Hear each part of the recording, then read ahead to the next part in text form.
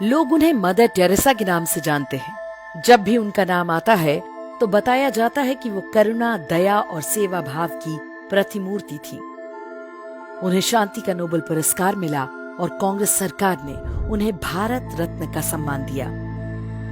लेकिन क्या आप जानते हैं कि जिस महिला को मदर यानी माँ बताकर हजारों वर्ष पुरानी भारतीय सभ्यता पर थोपा गया, उसका असली चेहरा क्या था? आगे जो बातें हम आपको बताने जा रहे हैं उन्हें हमने मदर टेरेसा के साथ काम कर चुके डॉक्टर अरूप चैटर्जी के हवाले से लिया है। अरूप चैटर्जी ने कलकत्ता और देश के अलग अलग इलाकों में मदर टेरेसा और उनके मिशनरीज ऑफ चैरिटी के काम को बहुत निकटता से देखा था और जो कुछ उन्होंने देखा उसके बाद उनका मोह भंग हो गया। उन्होंने अपने अनुभवों पर 2 पुस्तकें लिखी जिनके नाम है Mother Teresa the untold story और Mother Teresa the final verdict. इन पुस्तकों में उन्होंने टेरेसा की काली दुनिया के बारे में ढेरों अकाट्य तथ्य रखे हैं। भारत में आए दिन आप गरीबों के इलाज के नाम पर अंधविश्वास और धर्मांतरण का जो खेल देखते हैं, उसकी शुरुआत टेरेसा ने ही की थी। वे गरीबों का इलाज जादू टोने से करती थी। लोगों को बताया जाता था कि उनकी बीमारियों का कारण हिंदू देवी देवता हैं। टेरेसा दुनिया भर से गरीबों के नाम पर फंड लाती थी, लेकिन कलकत्ता में उन्होंने एक भी ढंग का अस्पताल नहीं बनवाया। टेरेसा की संस्था मिशनरी ऑफ चैरिटी के सेंटर्स में गरीबों पर नई दवाइयों के परीक्षण कराए जाते थे, यानी मजबूर लोगों को गिनी पिग बनाया जाता था। कई बार उन लोगों की मौत हो जाया करती थी। टेरेसा कहती थी कि जीसस ने उन्हें अपने पास बुला लिया। लेकिन वर्ष 1991 में मदर टेरेसा खुद बीमार हुई तो अमेरिका के कैलिफोर्निया के अस्पताल में जाकर इलाज करवाया। टेरेसा के सेंटर जीवन से अधिक मृत्यु की जगह बन गए थे। वहां लाए जाने वालों को मरने के लिए छोड़ दिया जाता था। वर्ष 1992 में मेडिकल जर्नल लैंसेट के संपादक रॉबिन फॉक्स ने लिखा कि मिशनरी ऑफ चैरिटी के सेंटर्स में साधारण पेन किलर दवाएं तक नहीं होती। मामूली मरीजों को भी एहसास दिलाया जाता था कि वो बस कुछ दिन के मेहमान हैं और उनके कष्टों का कारण उनका पिछला धर्म यानी हिंदू होना है। उपचार न मिलने के कारण हर दिन बड़ी संख्या में लोगों की मौत होती थी, जबकि उन्हें सामान्य दवाओं और देखभाल से ठीक किया जा सकता था।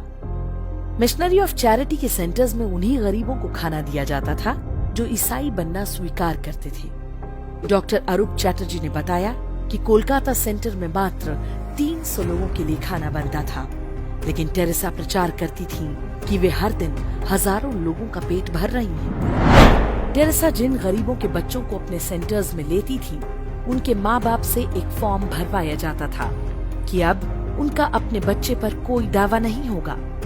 कुछ को यूरोप भेज दिया जाता था, जिनका बाद में कोई रिकॉर्ड नहीं मिला। आज भी टेरेसा के सेंटर्स पे बच्चे चोरी करने और उन्हें अवैध तरीके से बेचने के आरोप लगते रहते हैं। आरोप है कि बच्चे बेचना टेरेसा की कमाई का एक बड़ा माध्यम हुआ करता था। वर्ष 1992 में टेरेसा ने खुद दावा किया कि मैंने अब तक 29,000 हिंदुओं को ईसाई बनाया है। ये सारा काम मानवता और सहायता की आड़ में किया गया। उस दौर में देश में कांग्रेस और वामपंथी दलों की सरकारें हुआ करती थीं, जो टेरेसा के मिशनरी नेटवर्क को भरपूर सहायता दिया करती थीं।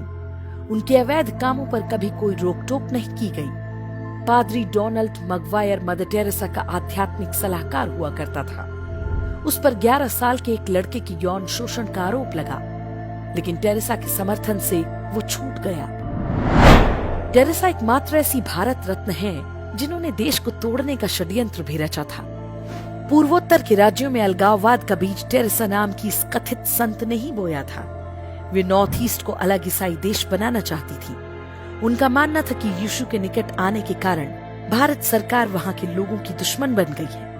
इंदिरा गांधी ने टेरेसा की गतिविधियों को सबसे अधिक बढ़ावा दिया। परिणाम ये हुआ कि जब इंदिरा गांधी ने देश में आपातकाल लगाया तो उनके समर्थन में सबसे पहले टेरेसा का बयान आया। दुनिया के सबसे भ्रष्ट तानाशाह टेरेसा की मिशनरी ऑफ चैरिटी को सबसे ज्यादा फंड दिया करते थे। हथियार कंपनियां और ड्रग्स तस्कर भी टेरेसा को खूब चंदा देते थे। इनका बड़ा हिस्सा भारत में लोगों को लालच देकर ईसाई बनाने के लिए इस्तेमाल हुआ। टेरेसा भारत में रहती थी लेकिन अपना सारा पैसा वो वेटिकन के बैंकों में रखा करती थी। मरने के बाद भी उनका ये पैसा भारत नहीं आया। वर्ष 2017 में ये समाचार आया था कि यदि टेरेसा के पैसों को निकाला जाए तो वेटिकन के बैंक खाली हो जाएंगे। वर्ष 2016 में वेटिकन ने टेरेसा को संत की उपाधि दी थी। जिन 2 चमत्कारों के आधार पर उन्हें संत घोषित किया गया वो दोनों फर्जी साबित हो चुके हैं। दावा किया गया था कि पेट में ट्यूमर से जूझ रही पश्चिम बंगाल की एक महिला मोनिका बेसरा ने एक दिन अपने लॉकेट में मदर टेरेसा की फोटो देखी। उसके बाद उसका ट्यूमर पूरी तरह ठीक हो गया।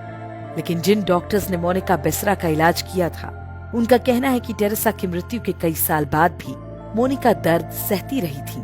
इस दौरान वो लगातार दवाएं लेती रही। दूसरा दावा ब्राजील के एक व्यक्ति के बारे में किया गया था। बाद में वो भी फर्जी निकला। टेरेसा के अंधविश्वासों की कहानी यहीं खत्म नहीं होती।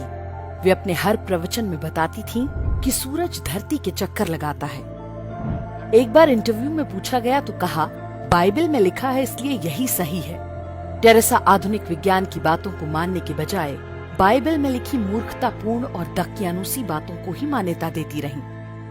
यह विडंबना ही है कि साधु संतों और विदुषियों के देश भारत में एक ढोंगी को इतना मान सम्मान दिया गया, सिर्फ इसलिए क्योंकि वो ईसाई थी और उसके सिर पर विश्व के शक्तिशाली देशों का हाथ था।